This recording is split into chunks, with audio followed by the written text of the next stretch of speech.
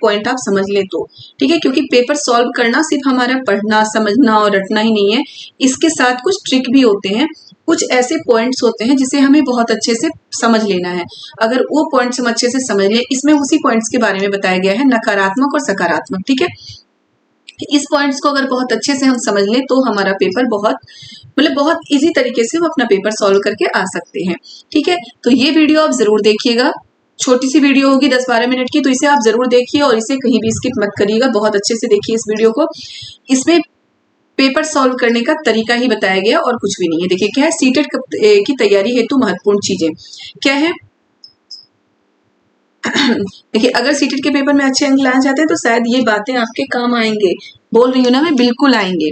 Okay, सबसे पहले तो इसमें क्या बताया गया है कि बालक कभी भी गलत नहीं होता, यानी कि स्टूडेंट, हमारे सीटेट में जो पेडालॉजी के क्वेश्चन होते हैं उसमें क्या होता है, ये तो होता है कि जो बच्चों को हम पढ़ा रहे हैं, हम किस तरह से पढ़ाना चाहिए, हमें कौन सा एक्टिविटी कराना चाहिए, किस तरह की एक्टिविटी कराना चाहिए, किस मतलब टीचिंग एड्स क्या होने चाहिए, अगर बच्चा अलग अलग संस्कृति का हो तो वहां हमें बच्चों को कैसे हैंडल करना चाहिए, ये सारी चीजें होती है उसमें। हमें एग्जाम पे ज्यादा फोकस करना चाहिए या बच्चों के समझ पे ज्यादा फोकस करना चाहिए, तो ये सब चीजें इसमें ज्यादा होती है, याद रखिएगा पेडालॉजी में। तो आप हमेशा याद रखिएगा कोई भी क्वेश्चन सॉल्व करते समय आपके दिमाग में सबसे पहले ये होना चाहिए कि बालक गलत नहीं होता, यानी कि बच्चे गलत नहीं हैं, स्टूडेंट गलत नहीं हो सकता, शिक्षा व्यवस्था गलत है या हमारे पढ़ाने का तरीका गलत है। हमारे पढ़ाने का तरीका अगर गलत होगा तो बच्चे समझ नहीं रहे, ठीक है। तो अपने दिमाग में बिल्कुल यही चीज बिठा के आप पेडालॉजी के क्वेश्चन सॉल्व करिए कि बच्चे गलत नहीं है, हम गलत है, पढ़ाने वाले गलत है और हमारे पढ़ाने का तरीका गलत है। ओके, तो सबसे पहले हमें ये समझना है कि हम पढ़ाने का तरीका गलत है, बच्चे बिल्कुल सही हैं। बच्चों को पनिशमेंट नहीं देना, सबसे पहली बात क्या है, बच्चे को पनिशमेंट नहीं देना है। बच्चे को बिल्कुल नंबर पे हमें ये नहीं करना है कि इसके ज्यादा नंबर आ रहे हैं, और जो इंटेलिजेंट बच्चा हो क्लास में उसे ज्यादा सपोर्ट करना, उसे ज्यादा वैल्यू देना, और जो बच्चे थोड़े से कम समझ रहे हो उन्हें कम वैल्यू देना, ये क्लास में नहीं करना। ये सारे हमारे सीटेट के पेडालॉजी में हमें ध्यान रखना, इस तरह के क्वेश्चन हमेशा आते हैं। देखिए सीटेट का पूरा पेपर सिर्फ दो चीजों पर टिका होता है, वो है सकारात्मक और नकारात्मक, ठीक है। दो ही चीजों पे टिका होता है सीटेट का पूरा पेपर, याद रखिएगा, सकारात्मक और नकारात्मक। पेडालॉजी के बता चुकी हूँ मैं, बहुत सारे क्वेश्चन आते हैं, है ना बेटा, बहुत सारे क्वेश्चन है पेडालॉजी के। 55 मैंने बताया था आपको, 55 पेडालॉजी के प्रीवियस ईयर के क्वेश्चन पेपर भी मैं आपको करा चुकी हूँ, उसमें भी आप देखिएगा। मैंने तो एसएसटी के ही कराए हैं, लेकिन याद रखिएगा पेडालॉजी के क्वेश्चन बहुत सारे होते हैं, और 55 जो सारे अगर हम मिला लें तो 55 क्वेश्चन पेडालॉजी से होते हैं। तो ये हमारे लिए बहुत इंपॉर्टेंट है, ये पॉइंट को समझना, ठीक है। तो क्या है, सीटेट का पूरा पेपर दो ही चीजों पे टिका होता है, सकारात्मक और नकारात्मक। अब सबसे पहले हम क्या जानेंगे, नकारात्मक, कि नकारात्मक क्या है।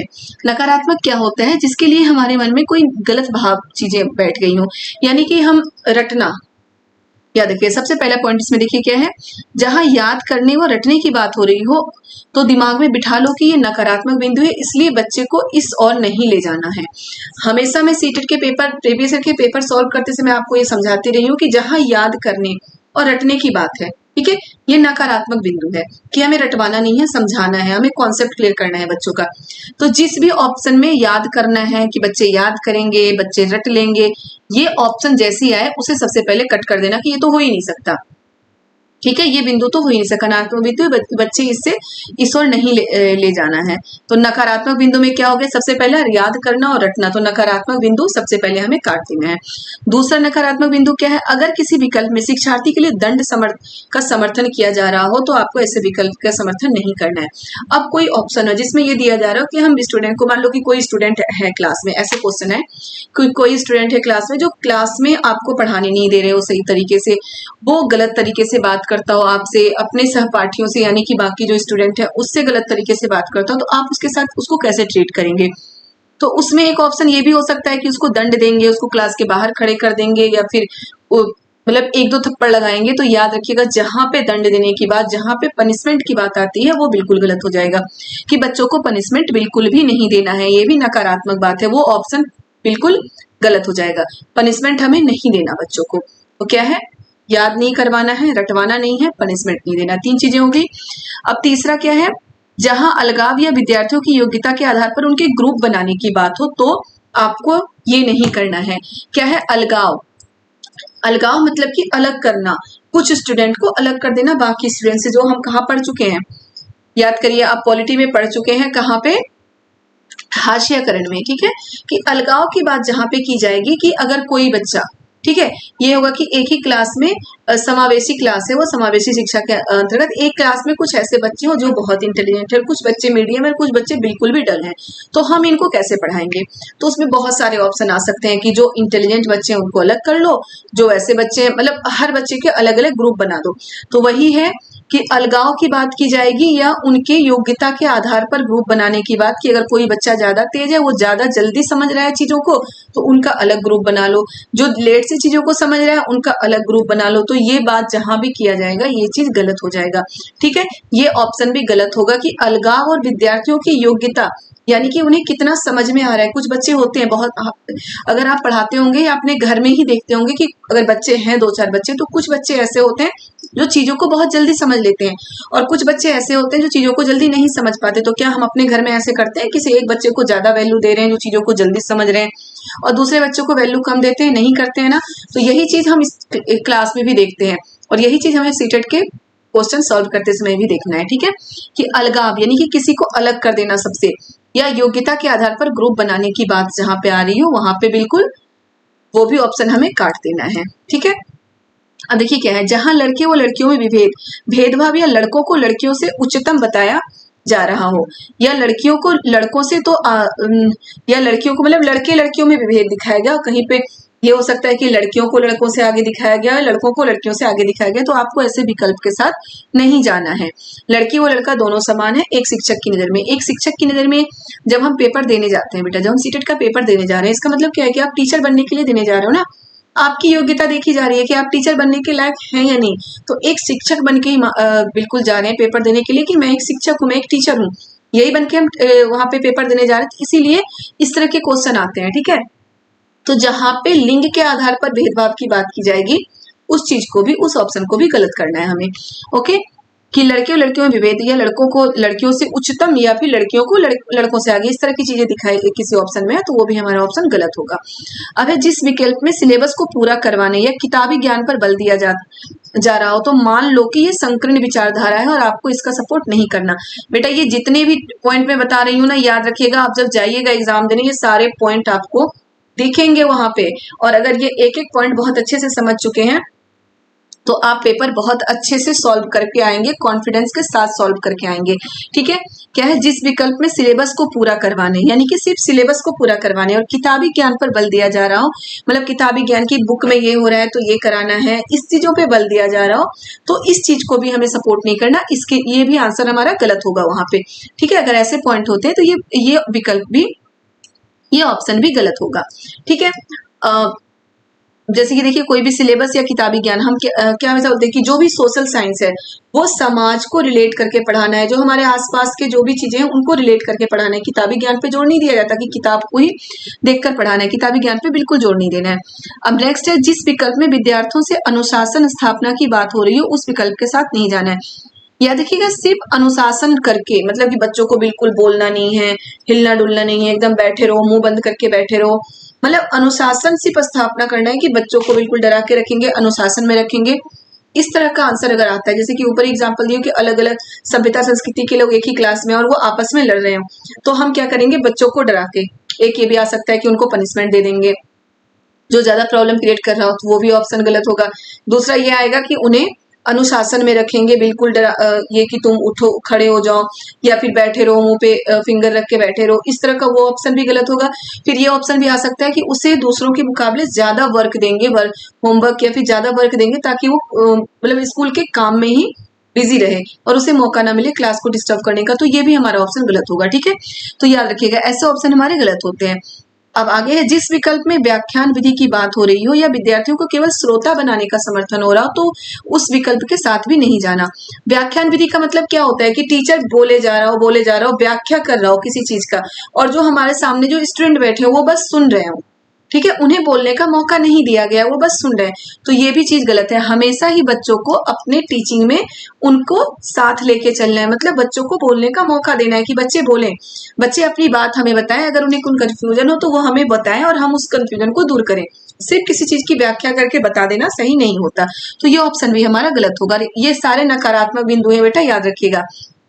फिर है जिस विकल्प में विद्यार्थियों को किसी चीज के लिए दोषी ठहराया गया हो तो आपको ऐसे विकल्प की ओर नहीं जाना। मैं आपको ऊपर ही बता चुकी हूँ कि बच्चे गलत नहीं होते हैं, ठीक है, बच्चे गलत नहीं हैं, तो आपको जहां भी किसी भी तरीके से बच्चे को गलत बताया जा रहा है तो हमें उस विकल्प के साथ, उस ऑप्शन के साथ नहीं जाना है, ठीक है। अब 9 क्या है, पॉइंट नंबर 9, जिस विकल्प में अंक या ग्रेड देने या केवल परीक्षा पास करने की बात कही जा रही हो तो आपको उसके साथ सहमत नहीं होना, मतलब ये नकारात्मक विकल्प है। यानी कि जिस विकल्प में, जिस ऑप्शन में ग्रेड देने, अंक या ग्रेड देने या परीक्षा पास करने की बात की गई हो कि हम, मतलब ये होता है ना कि सोशल साइंस शिक्षण की मतलब कि क्या उद्देश्य है उसका, तो उसके उद्देश्य में आ सकता है कि बच्चे अच्छे अंक लेके आए, बच्चों को अच्छे ग्रेड मिले, या वो जो सबमिटिव असेसमेंट होता है उस परीक्षा को पास कर लें। तो इस तरह के जो ऑप्शन होते हैं वो भी नकारात्मक है, वो भी गलत हो जाएगा कि सिर्फ परीक्षा पास कराने के लिए हम बच्चों को नहीं पढ़ा रहे हैं, हम उन्हें पढ़ा रहे हैं समाज में जीने के लिए, समाज की चीजों को समझने के लिए, ठीक है। नेक्स्ट है, यदि किसी विकल्प में बालक को अनुत्तीर्ण करने की बात हो रही हो या उसी कक्षा में रोकने की बात हो रही हो तो समझ जाना है कि ये गलत है, बालक कभी फेल नहीं हो सकता है, शिक्षा पद्धति में ही दोष है। अब बताइए किसी में ये हो रहा है कि कोई बच्चा बहुत मतलब कि क्लास में सबको परेशान करता हो या फिर वो पढ़ाई में बिल्कुल भी डल हो, तो उसके लिए ऐसी बात की जाए कि उसे परीक्षा में फेल कर दिया जाए या उसी कक्षा को दोबारा से रिपीट कराया जाए। इस तरह की बात, अगर इस तरह के ऑप्शन आते हैं तो ये गलत हो जाएंगे, ठीक है। तो ये सारे जो 10 पॉइंट है बेटा, ये हमारे नकारात्मक पॉइंट है। अगर इस तरह के पॉइंट, इस तरह की बातें एग्जाम में आती है ऑप्शन में, तो वो सारे ऑप्शन गलत होते हैं। बहुत ही इंपॉर्टेंट है, आपके एग्जाम के लिए बहुत ही इंपॉर्टेंट है, तो प्लीज इसे जरूर अच्छे से देखें और समझ जाएं, ठीक है। अब देखिए सकारात्मक बिंदु। सकारात्मक बिंदु क्या होता है, मैं अभी बता चुकी हूँ कि सीटेट के एग्जाम में क्वेश्चन में 2 ही होता है, नकारात्मक और सकारात्मक बिंदु। सकारात्मक बिंदु, अब बात करते हैं सकारात्मक तथ्यों पे। सकारात्मक बिंदु क्या है, जहां विद्यार्थियों को अधिकाधिक अवसर दिए जा रहे हों, ठीक है, बिल्कुल सही है। हमें अभी नकारात्मक बताते हुए मैं ये सब आपको बता चुकी हूँ कि हमें स्टूडेंट को ज्यादा से ज्यादा अवसर देना है, ज्यादा से ज्यादा उन्हें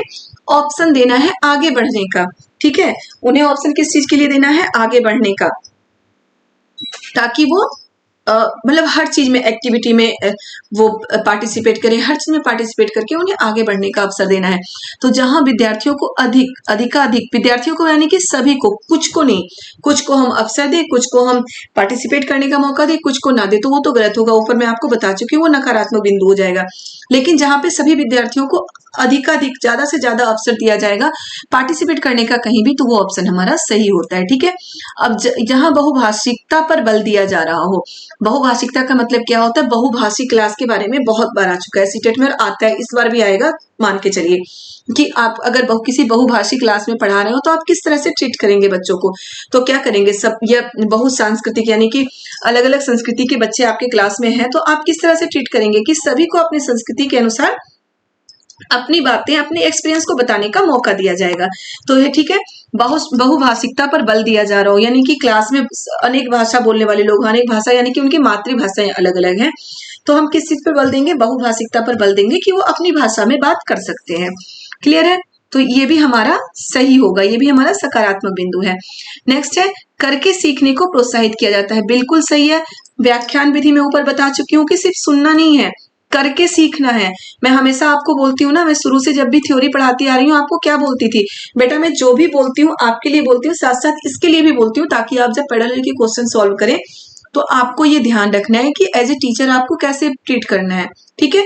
मैं ये बोलती कि चलो मैं नोट्स बना के आपको दे रही हूँ, आप उसे रट लो, बोलती ना, लेकिन वो गलत है। अगर हम पैरेलल के क्वेश्चन सॉल्व करेंगे तो अगर इस तरह से कोई टीचर बोल रहा है तो वो गलत है। क्या बोला जाएगा कि आप खुद नोट्स बनाओ। मैं हमेशा बोलती थी ना आपको, जब भी थ्योरी की, अभी तक मैं करा रही थी आपकी थ्योरी की क्लासेस, हमेशा ही हर क्लास में मैं आपको बोलती थी कि आप खुद नोट्स बनाइए। मैं बोल रही हूँ, आप सुनिए, 1 बार 2 बार खुद से नोट्स बनाइए, वो ज्यादा याद होता है। अगर हम करके, लिख के याद करेंगे, करके मैप बना के, मैंने आपको बताया हमें मैप याद करने का सबसे अच्छा तरीका क्या है, हम मैप बनाएंगे, उसमें फिल करेंगे, इससे हमें मैप याद होता है। हम मैप को समझ जाते हैं कि कौन सी दिशा में अगर फिल करेंगे, पूरब में कौन से राज्य हैं, पश्चिम में कौन से राज्य हैं, ये सभी हमारे दिमाग में इसका कॉन्सेप्ट क्लियर होता है। याद रखिएगा, मैप अगर हम बना के कोई चीज करते हैं तो यही है सीखने, करके सीखने को प्रोत्साहन दिया जाता है, ठीक है। रटवाने की चीजों को प्रोत्साहन नहीं दिया जाता, करके सीखने की कोई चीज वो करके देखें, तभी वो सीख पाएंगे। तो यो जहां पे हमारे ऐसे ऑप्शन आएंगे तो वो हमारा सही होगा, ये सकारात्मक बिंदु है। फिर है जहां विद्यार्थियों को कोई कार्य करने हेतु स्वतंत्रता दी जा रही हो, ठीक है, विद्यार्थियों को क्या कोई कार्य करने के लिए स्वतंत्रता दी गई है कि ठीक है आप स्वतंत्र हैं ये कार्य करने के लिए, क्लास में या फिर घर में या फिर समाज में अच्छे कार्य करने के लिए, यानी कि किसी को मारने पीटने के लिए स्वतंत्र हो, अच्छे काम करने के लिए अगर उनको स्वतंत्रता दी जा रही है तो ये भी चीजें क्या होती है, ये भी ऑप्शन हमारा सही होता है। लेकिन याद रखिएगा यहाँ पे अच्छे काम की बात की गई है कि वैसे काम जो कि उनको मतलब कि समाज के लिए बुरा ना हो, तो वो भी ऑप्शन हमारा सही होगा। फिर है जहां सभी विद्यार्थियों के समावेशन की बात की जा रही हो, बिल्कुल सही है। समावेशी शिक्षा में अभी नकारात्मकता बताते बताते आपको बता चुकी थी ये कि सभी विद्यार्थियों के समावेशन यानी कि सबको एक साथ लेके पढ़ाना है, किसी को ऊंच नीच या अलग सभ्यता संस्कृति के मान के नहीं, सभी को एक साथ लेके पढ़ाना है, तो वो ऑप्शन भी हमारा सही होता है। ये भी हमारा क्या है, समावेशन की बात कीजिए, ये भी हमारा क्या है, ये भी सकारात्मक बिंदु है, ठीक है। फिर है जहां कक्षा कक्षीय जीवन को वास्तविक जीवन से जोड़ा जा रहा हो, बिल्कुल सही है, ऊपर बता चुकी थी मैं। हमारे सोशल साइंस का, सोशल स्टडी का मतलब ही क्या है कि जो हमारे जो हम पढ़ा रहे हैं क्लास में उसको वास्तविकता से जोड़ के पढ़ाएं, ठीक है, वास्तविकता से जोड़ के पढ़ाएं। आप पॉलिटी में देखते होंगे ना, पॉलिटी के जब भी चैप्टर मैं आपको कराई हूँ जो थ्योरी के चैप्टर, उसमें क्या है, उसमें हमेशा ही हमारा केस स्टडी होता है। कोई भी चैप्टर स्टार्ट करने से पहले केस स्टडी है। तो वो क्यों है केस स्टडी, क्योंकि वास्तविकता से जोड़ के पढ़ाया जा रहा है, बच्चों को बताया जा रहा है कि वास्तव में ऐसा हुआ है, ऐसा होता है। बच्चों का कॉन्सेप्ट क्लियर होता है अगर हम वास्तविकता से किसी चीज को जोड़ के बताएं, ठीक है। तो इससे क्या होता है, वास्तविकता के जीवन से जोड़ा जा रहा हो, तो ये भी ऑप्शन, ऐसे ऑप्शन भी हमारे सही होंगे। आगे है जहां विद्यार्थियों में सृजनात्मकता एवं जिज्ञासा विकसित की जा रही हो, बहुत सही है। सृजनात्मकता यानी कि कौशल विकसित की जा रही है विद्यार्थियों में, विद्यार्थियों को किसी भी एक्टिविटी में इन्वॉल्व कर रहे हैं और उनके नॉलेज मतलब जिज्ञासा को कि बच्चे आगे चल के ये कर पाएंगे, है ना, इस तरह से उसको अपने जीवन में मतलब की जगह दे पाएंगे, तो वो भी ऑप्शन, ऐसे भी हमारे ऑप्शन क्या होते हैं, सही होते हैं, ठीक है। फिर है सकारात्मक तथ्यों वाले ऑप्शन के साथ ही ये तो नकारात्मक तथ्य और सकारात्मक तथ्य बेटा क्लियर हो गया होगा बहुत अच्छे से। इसको 2 से 3 बार देखिए, मैं गारंटी से बता रही हूँ कि आपके सारे जो जितने भी पेडालॉजी करेंगे आपके सही हो जाएंगे अगर आप ये देख लें तो। ओके, अब देखिए ये तो सकारात्मक और नकारात्मक हो गया, उसके बाद क्या है, तो सकारात्मक और तथ्य के ऑप्शन के साथ ही आपको और भी आपको जाना है, मतलब जो भी सकारात्मक है उसी की तरफ आपको जाना है। अब विशेष कुछ शब्द भी नकारात्मक और सकारात्मक दोनों होते हैं। कुछ शब्द क्या होते हैं, कुछ ऐसे शब्द होते हैं जो नकारात्मक और सकारात्मक दोनों होते हैं, जैसे प्रोत्साहित एवं हतोत्साहित, ठीक है। तो ये भी आपको बहुत अच्छे से देखना है, प्रोत्साहित एवं हतोत्साहित। तो प्रोत्साहित हम किसे करते हैं, अच्छी चीजों को हम प्रोत्साहित करते हैं, बुरे चीजों को हम हतोत्साहित करते हैं, ठीक है। तो यहाँ पे ये चीज हमें बहुत अच्छे से समझना होगा कि मान लो कि कोई बच्चा क्लास में किसी के साथ मारपीट करता हो तो उसे हम प्रोत्साहित कर रहे हो, तो प्रोत्साहित सकारात्मक है और हतोत्साहित नकारात्मक वर्ड है, याद रखिएगा। तो आप ये मत देख लीजिए कि ये तो सकारात्मक है तो ये सही है, बिल्कुल नहीं, हम उसे हतोत्साहित करेंगे क्योंकि यहाँ पे हम गलत चीजों को रोक रहे हैं। प्रोत्साहित हमेशा अच्छी चीजों को किया जाता है, ठीक है, तभी वो सकारात्मक चीज कहा जाएगा। लेकिन अगर बुरे चीजों को हम प्रोत्साहित करेंगे तो वो नकारात्मक में चेंज हो जाएगा, ठीक है। तो ये चीजें बहुत अच्छे से याद रखिएगा कि कहीं भी प्रोत्साहित और हतोत्साहित दोनों ही, प्रोत्साहित सकारात्मक बिंदु है, हतोत्साहित नकारात्मक बिंदु है, लेकिन दोनों में हमें देखना है कि सेंटेंस क्या है, किस जगह ये शब्द लागू हो रहा है, ठीक है, फिर हम आंसर देंगे। और ये सीटेट के पेपर में कई बार आते हैं, देखना आप। प्रोत्साहित शब्द नकारात्मक, प्रोत्साहित शब्द सकारात्मक है जबकि हतोत्साहित शब्द नकारात्मक है। अब आपको ध्यान रखना है कि किस अर्थ में प्रयुक्त हो रहा है, जैसे एग्जाम्पल देखिए दिया है, या तो सही चीज को प्रोत्साहित किया जा रहा हो या फिर सही चीज को हतोत्साहित, या गलत बात को प्रोत्साहित किया जा रहा है या गलत बात को हतोत्साहित, ठीक है। तो गलत बात को अगर प्रोत्साहित किया जाएगा तो वो ऑप्शन तो गलत हो जाएगा ना, भले ही सकारात्मक है, लेकिन वहां पे गलत चीज को प्रोत्साहित नहीं करना चाहिए, गलत चीज को हमेशा हतोत्साहित करना चाहिए, उन्हें बताना चाहिए कि आप गलत कर रहे हो, इसका क्या दुष्परिणाम हो सकता है, ठीक है। तो इसका हमें ये देखना है कि किस अर्थ में इस शब्द का प्रयोग हो रहा है, प्रोत्साहित और हतोत्साहित का। देखिए और भी कई शब्द देखने को मिलते हैं बेटा, ये प्रोत्साहित और हतोत्साहित याद रखिएगा, सीटेट में आता है, फिर से आएगा, मैं बोल रही हूँ, मैं लिख के दे रही हूँ, फिर से आएगा, ठीक है। और भी कई शब्द होते हैं, आंशिक, पूर्ण और केवल, ठीक है। केवल शब्द तो मान लीजिएगा, आंशिक, पूर्ण और केवल, पूर्ण भी गलत होता है, केवल तो हमेशा गलत ही होता है। जहां पे होगा ना केवल यही, सिर्फ यही, तो वो गलत होता है। देखिए केवल शब्द का प्रयोग ज्यादातर नकारात्मक अर्थ में ही होता है, इस चीज का अवश्य ध्यान रखें कि फिर भी किस परिस्थिति में प्रयोग हो रहा है ये ध्यान रखें, ठीक है, किस परिस्थिति में हो रहा है ये ध्यान रखें। लेकिन ज्यादातर मानिएगा नकारात्मक शब्द में ही केवल शब्द का प्रयोग होता है। तो जहां पे केवल और सिर्फ लिखा है बहुत अच्छे से देखिएगा, सबसे पहले तो वो गलत ही होगा मान के चलिए, लेकिन फिर भी हमें देखना है, फिर भी हमें अच्छे से देखना है। ओके, अब मान लीजिए कि क्लास में बच्चों के लिए बताया जा रहा है कि हम बच्चों को केवल समाज के बारे में पढ़ाएंगे, ठीक है, केवल समाज के बारे में पढ़ाएंगे। तो केवल समाज के बारे में नहीं पढ़ा सकते सोशल साइंस में ना, हमें सिर्फ समाज के बारे में थोड़ी ना बताना है सोशल साइंस में, हमें प्रकृति के बारे में बताना है, बहुत सारी चीजें होती है सोशल साइंस में बताने के लिए, सिर्फ समाज नहीं होता। तो वही केवल और सिर्फ जहां पे आता है वो ज्यादातर गलत ही होता है, लेकिन फिर भी आपको एक बार जरूर देखना है कि किस परिस्थिति में इसका प्रयोग हो रहा है, ठीक है। अब देखिए यही है कि जो पूरा पेपर है इन्हीं के इर्द गिर्द घूमता रहता है। कई प्रश्न ऐसे होते हैं जिनमें ये पूछकर कंफ्यूज किया जाता है। तो बेटा ये जो है हमारे ज्यादा पॉइंट नहीं है, करीब 17 पॉइंट है हमारा, और ये 17 पॉइंट आप अगर अच्छे से समझ लें तो मेरी गारंटी है, मेरी गारंटी नहीं, आप खुद गारंटी देंगे कि आपका सीटेट बिल्कुल बहुत अच्छे नंबर लेके आएंगे, 120 प्लस लेके आएंगे।